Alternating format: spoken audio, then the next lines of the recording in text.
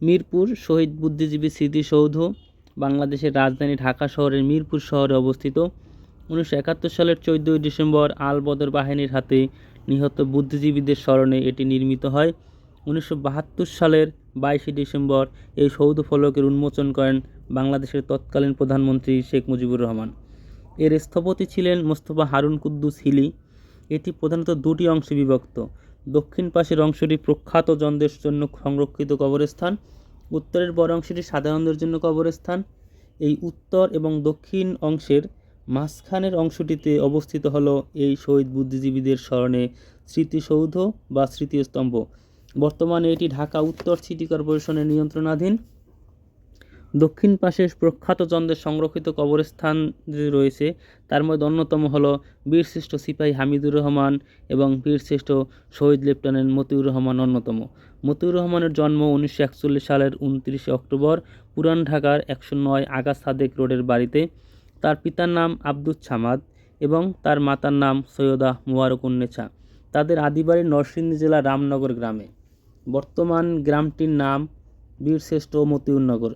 স্বাধীনতা যুদ্ধের সময় সুদূর পশ্চিম পাকিস্তানের করাচি শহরে চাকরিরত অবস্থায় একটি T-33 বিমান ছিনতাই করে মুক্তিযুদ্ধে অংশগ্রহণ করতে যেয়ে শহীদ হন।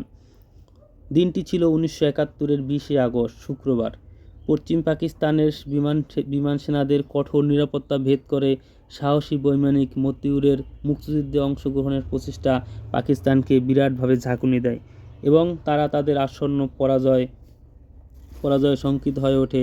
স্বাধীনতার পর 1973 সালের 15 ডিসেম্বর বাংলাদেশ সরকার ফ্লাইট লেফটেন্যান্ট মতিউর রহমানের অসীম সাহসিকতা, দেশপ্রেম ও আত্মত্যাগের মূল্যায়ন স্বরূপ তাকে বীরশ্রেষ্ঠ খেতাবে ভূষিত করেন। দীর্ঘ 35 বছর পর 2006 সালের 24 জুন তাকে শত্রুভূমি পাকিস্তান থেকে রাষ্ট্রীয় মর্যাদায় এনে স্বাধীন বাংলার মাটিতে সমাহিত করা হয়। এখানে মিরপুর এলাকার আশেপাশের মানুষ প্রাতঃভ্রমণ এবং বৈকালীন ভ্রমণের জন্য সমবেত হয়। বিকালবেলা এখানে ছোটোখাটো একটা মেলার আমেজ চলে আসে। এখানে ছোট বাচ্চারা তাদের নানা ধরনের জিনিসপত্র যেমন খেলনা, বাঁশি, নানান প্রয়োজনীয় জিনিসপত্র কিনে।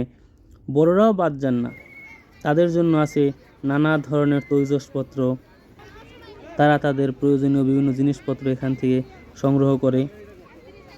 তবে অত্যন্ত দুঃখের বিষয় হলো এই রক্ষণাবেক্ষণ সিটি কর্পোরেশনের থাকলেও সর্বত্র ময়লা আবর্জনা বিদ্যমান, যেন এটি দেখভাল করার কেউ নেই। এটা যেন 14 ডিসেম্বর কেন্দ্রিক, শুধু তখনই পরিষ্কার পরিচ্ছন্ন থাকে, বাকি সময় একটু অনেকটা অযত্ন অবহেলায় পড়ে থাকে। তবে এখানে শুধু সিটি কর্পোরেশনের দায়ে দেওয়া অনুচিত হবে, কেননা যারা এখানে ভ্রমণ করতে যায়, ঘোরার জন্য যায়, তাদেরও দায় কিছুটা থাকে, কেননা তারা তাদের দায়বদ্ধতা এবং দায়িত্ববোধ থেকে তারা তাদের ব্যবহৃত পানির পট, পলিথিন, বিভিন্ন খাদ্য সামগ্রীর উচ্ছিষ্ট অংশ এখানে সেখানে না ফেললেও অনেকটা পরিষ্কার পরিচ্ছন্ন রাখা সম্ভব হয়। তাই সকল দর্শনার্থীদের উচিত এর পরিষ্কার পরিচ্ছন্নতা নিশ্চিত করা এবং এর পরিবেশটাকে সুন্দর রাখা। তো যারা এখনও এই দর্শনীয় স্থানটি ভ্রমণ করেননি তারা অবশ্যই সময় সুযোগ পেলে ভ্রমণ করে আসবেন। কিছুটা হলেও যান্ত্রিকতা থেকে মুক্তি পেতে পারেন এবং তথ্যগত ভুল ত্রুটি যদি থাকে তবে ক্ষমা সুন্দর দৃষ্টিতে দেখবেন। ধন্যবাদ, সবাই ভালো থাকবেন। সবাইকে আবারও ধন্যবাদ। আল্লাহ হাফেজ।